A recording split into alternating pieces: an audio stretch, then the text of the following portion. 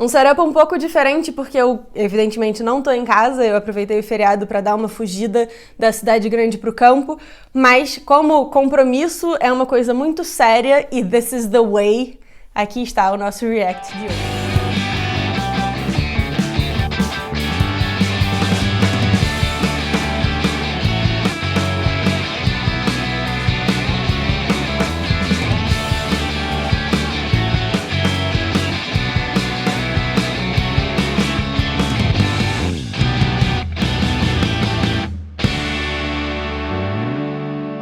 Bem-vindos ao Experimento 237, o seu cantinho aleatório do fandom.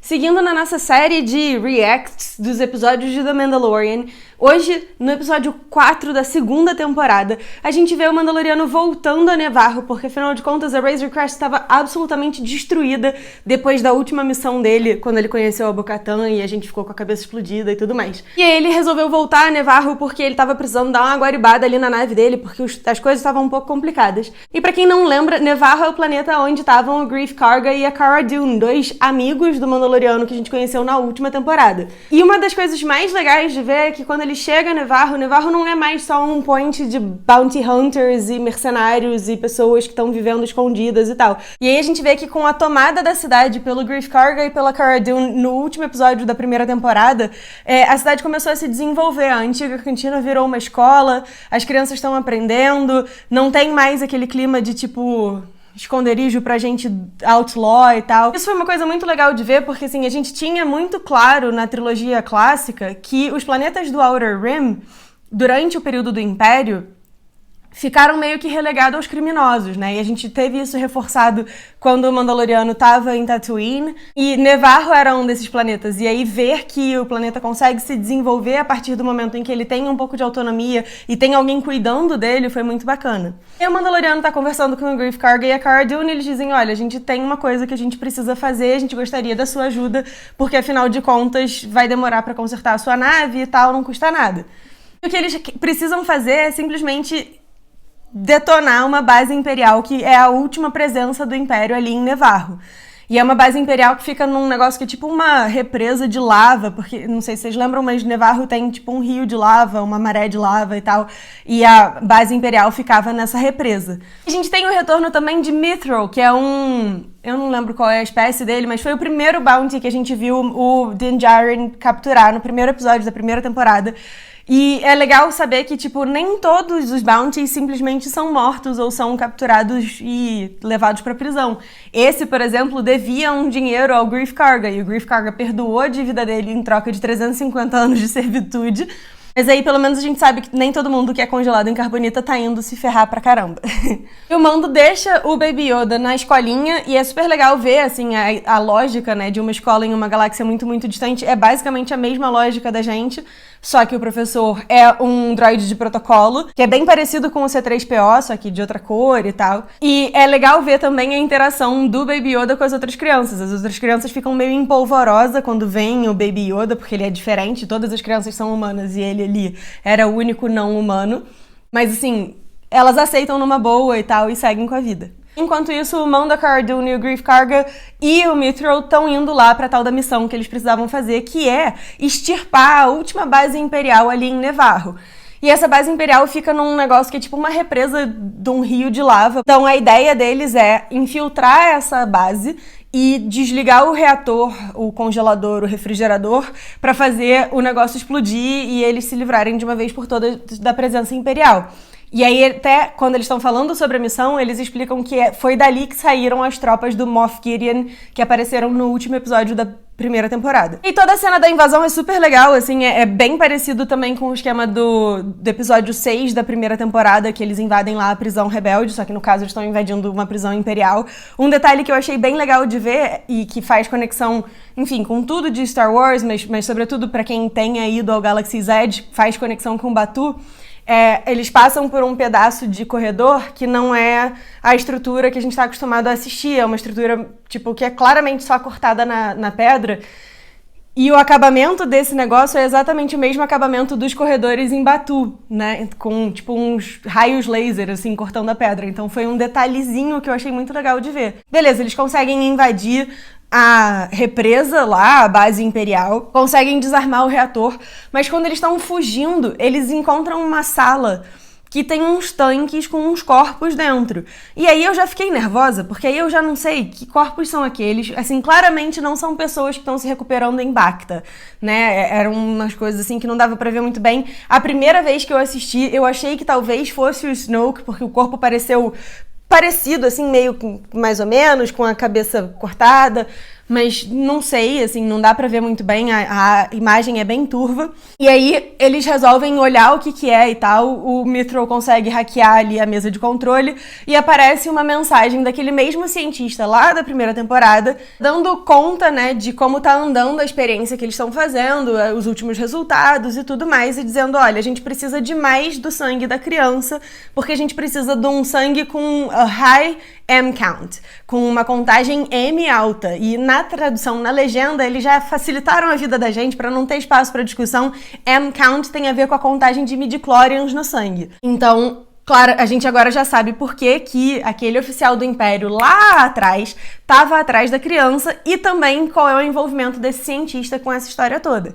Eles querem o sangue da criança porque eles estão fazendo algum experimento relacionado à questão do sangue com alta contagem de midichlorians. E aí, abrem-se duas possibilidades. Ou eles estão envolvidos na questão de clonagem e de trazer o Palpatine de volta e tudo mais, e aí eles estão envolvidos com Primeira Ordem e Final Order.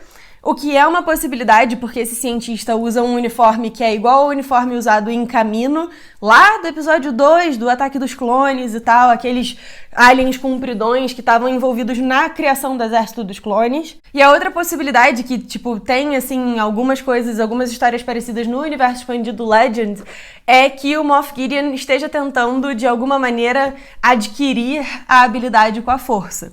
Né? Ele tá tentando ver se ele consegue ser infusionado com o sangue com alta contagem de midichlorians para aí, a partir daí, virar um Force User, que pode ser uma coisa super bacana para se explorar. Embora eu seja da teoria de que, tipo, tecnicamente todo mundo é sensível à força, você só precisa aprender a acessar ela. Mas isso não vem ao caso. Enfim, aí eles acabam conseguindo fugir, destruir ali e tal. E a gente tem uma cena de perseguição super bacana que é a Cara Dune, o Greef Karga e o Mythrol dentro daquele transporte de troopers antigaço, que era, na verdade, começou como um brinquedo e que apareceu no último episódio da primeira temporada. Descendo uma ravina e tal, e com alguns, não são dois, são acho que 4, Scout Troopers correndo atrás deles daquela motoquinha, aquele speeder deles, que é super maneiro. E a cena toda é muito divertida, primeiro de tudo porque, assim, saem 6 Scout Troopers da base, mas os 2 primeiros já se explodem, porque um deles bate numa pedra, bate no outro e todo mundo explode, que a gente sempre vê acontecer em Star Wars, afinal de contas, os Troopers não sabem mirar pra nada.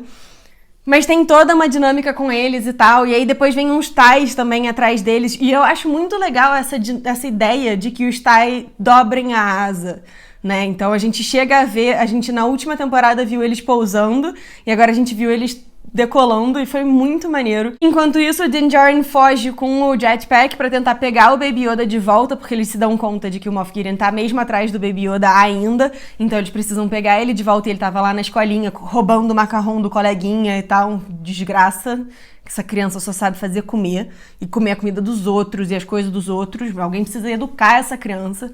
Mas enfim, o Mando foge de volta lá pra cidade pra pegar o Baby Yoda, pega o Baby Yoda. Quando a gente acha que vai dar ruim pra Cara Dune, pro Greef Karga e pro Mythrol, o Mando vem e detona todos os TIE Fighters e tal, usando as arminhas da Razor Crest, e é uma cena muito maneira, porque assim, eu sempre achei que, cara, deve ser muito divertido voar nessas naves e tal, principalmente se você não tem obrigação nenhuma de estar atirando contra ninguém. E, pelo jeito, o Carl Weathers, que é o ator que faz o Greef Karga, também acha isso, porque é ele quem dirige esse episódio, e ele bota o Baby Yoda se divertindo horrores, voando na Razor Crest, fazendo igual a mim em Montanha-Russa.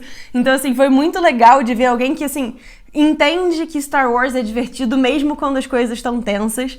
E teve vários, assim, momentinhos engraçados com o Baby Yoda e tal. Então é um maluco que claramente tá sabendo dá esse toque, assim, de humanizar um pouco a história, de aproximar um pouco a história da gente através do humor. Eu gostei muito de ver. Tá, daí o Mandaloriano e a criança vão embora e a gente vê o Greef Karga e a Cara Dune respondendo perguntas daquele mesmo piloto que a gente viu no segundo episódio dessa temporada, um oriental gordinho, que a gente sabe agora, porque eu não sabia disso antes, mas o ator que interpreta esse piloto, na verdade é um membro da 501st, né, do 501, que é uma organização de cosplayers de personagens imperiais, e que faz um monte de coisas bacanas em caráter, tipo, não lucrativo e tal. Eles funcionam basicamente como uma ONG e eles vão em hospitais, eles fazem várias coisas e eles, inclusive, cederam uma galera pra fazer o último episódio da primeira temporada porque eles precisavam de um monte de trooper e, assim, era mais fácil simplesmente pegar os fãs da 501st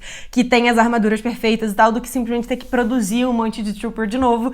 Então, assim, ver essa relação de The Mandalorian com os fãs, com o fã-clube e tal, tem sido muito bacana também. É uma relação de carinho, de respeito, de, sei lá, assim, de apreciação mesmo. E eu tenho adorado acompanhar essa parte. É um episódio bem side-quest mesmo, como de costume. O quarto episódio normalmente é um episódio mesmo de side-quest. E, assim, por mais que eu quisesse que a gente fosse encontrar logo com a Ahsoka, é bem provável que ela só apareça lá pro último episódio da temporada, e tudo bem, a gente vai lidar com isso quando esse momento acontecer. Se ela não aparecer nessa temporada também, tudo bem, a gente vai lidar com isso quando esse momento acontecer. Eu tava aqui editando o vídeo, e aí eu descobri que o próximo episódio se chama The Jedi, e que foi dirigido pelo Dave Filoni, que pra quem não sabe é o cara que criou The Clone Wars e Star Wars Rebels, ou seja, é o pai da Ahsoka, ou seja, é capaz da Ahsoka aparecer no próximo episódio.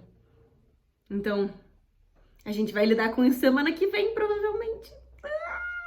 Mas eu gostei bastante desse episódio, tô bem curiosa com essa treta do clone, midichlorian, não sei o que, transfusão de sangue de midichlorian e tal. Quero saber o que vocês acham que é. Se vocês têm uma teoria diferente das duas que eu apresentei, eu gostaria muitíssimo de ouvir. E até a próxima. Que a força esteja com vocês, sempre.